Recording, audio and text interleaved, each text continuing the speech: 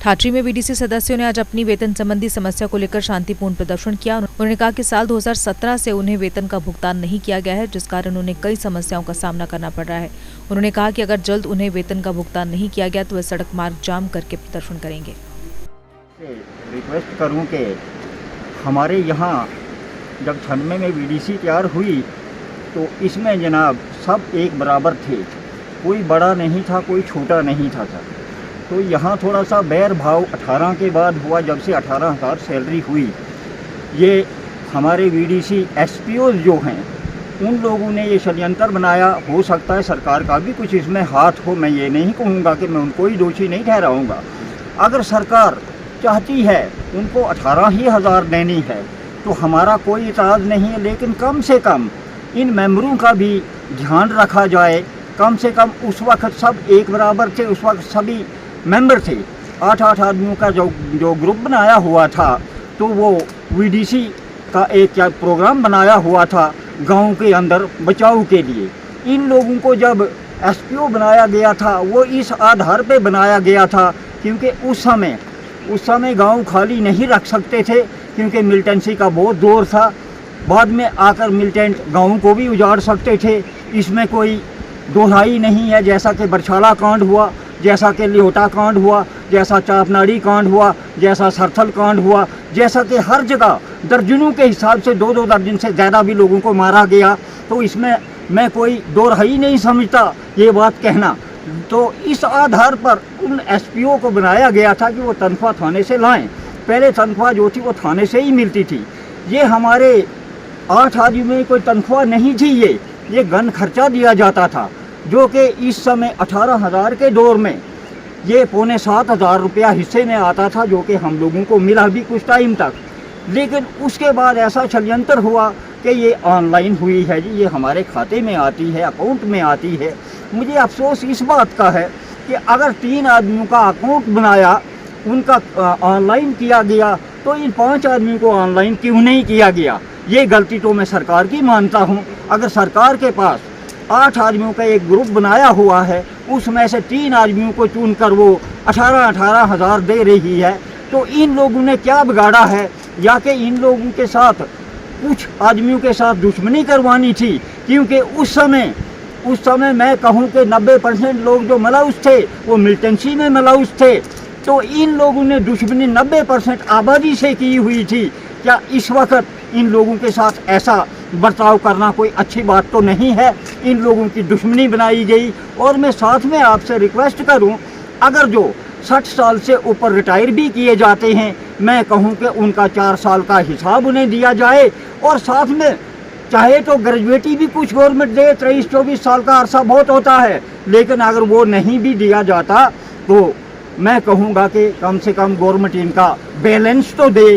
Balance देने के बाद जो गन रहेगी वो उस परिवार में ही रहेगी। मेरी ये विनती है सरकार से, और आप मीडिया के माध्यम से इस बात को थोड़ा हाईलाइट कीजिए, क्योंकि देखिए ये मसला जो है गरीब का है।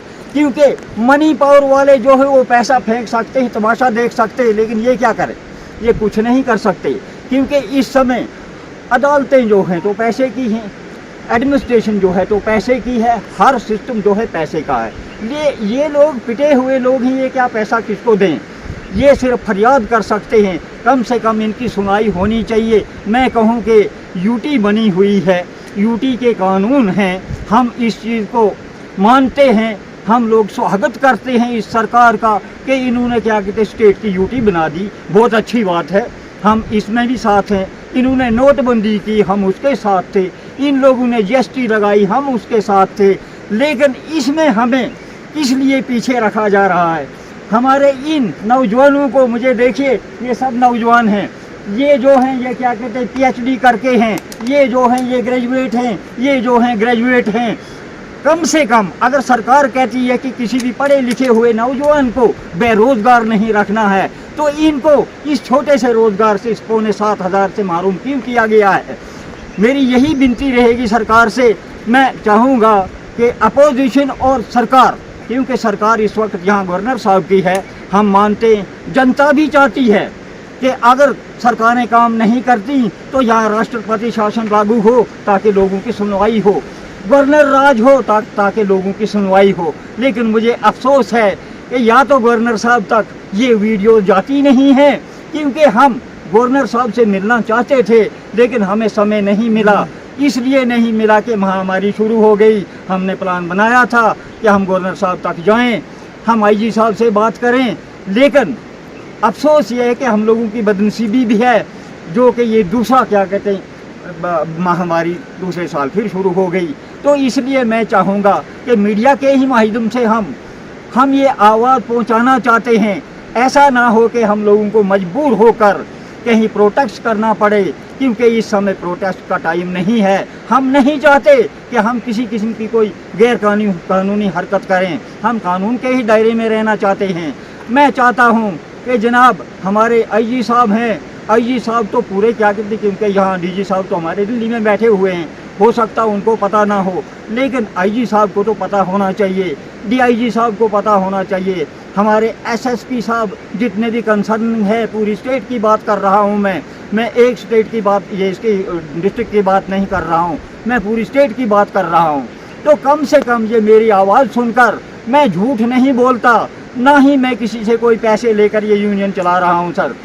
मुझे प्रेसिडेंट बनाया गया है, इन लोगों ने बनाया हमदर्दी के तौर पर कि ईमानदार है, इसलिए, नहीं तो इस प्रेसिडेंटी में हमें रखा क्या है। हम तो सब मेंबर हैं, हम प्रेसिडेंट भी 36,000 हैं, हम मेंबर भी 36,000 हैं, हम एडवाइज़र भी 36,000 हैं, हम डिस्ट्रिक्ट प्रेसिडेंट भी 36,000 हैं। मैं चाहूँ कि हम सब प्रेसिडेंट बनकर जाएं, हम सब ही मेंबर बनकर जाएं। तो मेरी यही विनती रहेगी सरकार से, मैं चाहूँगा कि कम से कम इन गरीबों की सुनवाई तो की जाए। अगर ऐसा ही रहा तो मेरे ख्याल में इन लोगों का भरोसा उड़ जाएगा, वो सरकार हो या गैर सरकारी हो। तो मैं विनती करूँगा, क्योंकि हमारे मीडिया वालों ने मुझे पहले ही टाइम कम दिया हुआ था, तो इसलिए मैं चाहता हूँ कि मैं ज़्यादा ना बोलूँ, क्योंकि बोलते बोलते तो पूरा दिन भी लग जाएगा। लेकिन हमारे कुछ मीडिया के कुछ उसूल होते हैं जिसमें कि इनके पास थोड़ी समय कम होता है। इसलिए मैं आपके माध्यम से कहूँ, दोबारा फिर मैं सरकार पे जोर दूंगा कि कम से कम इन लोगों की सुनवाई तो कीजिए। आपका भगवान भी भला करेगा, खुदा भी भला करेगा, क्योंकि देखो गरीब को जब रोटी मिलती है उसकी दवा जो है वो भगवान तक पहुंचती है, खुदा तक पहुंचती है, और बददुआ भी लगती है। अगर गरीब पिसा हुआ है तो उसकी बददुआ मत लीजिए। मैं कहूँगा कि आपके माध्यम से ज़्यादा ना बोलूँ, कि आपका धन्यवाद करूँ। जय भारत जय। सर मेरा नाम सुरेश शर्मा है, मैं जेके यूटी का जनरल सेक्रेटरी हूँ।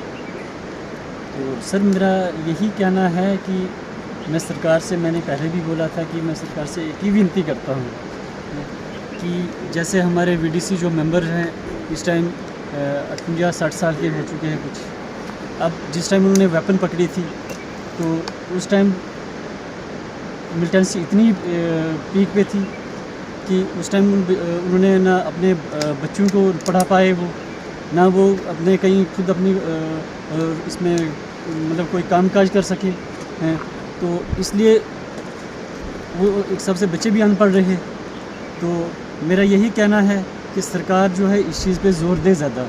हम सरकार से कोई नई डिमांड नहीं रख रहे हैं, हमारी यही डिमांड है जो सैलरी, अगर 18,000 जो सैलरी हमारे किसी एसपीओ जो हमारे कमेटी में जो एसपीओ उसके अकाउंट्स में आती है उसी सैलरी को डिस्ट्रीब्यूट करें, वही सैलरी जो हमें पर्सनल अकाउंट्स में दी जाए।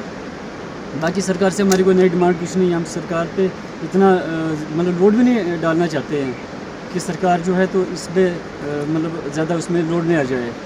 तो मतलब मेरा यही कहना है कि मैं सरकार से फिर एक दफ़ा फिर विनती करता हूँ कि इस मसले को जल्द अज जल्द ख़त्म किया जाए, और जो वीडीसी जो मेंबर्स हैं तो इनको पर्सनल अकाउंट्स में सैलरी दी जाए।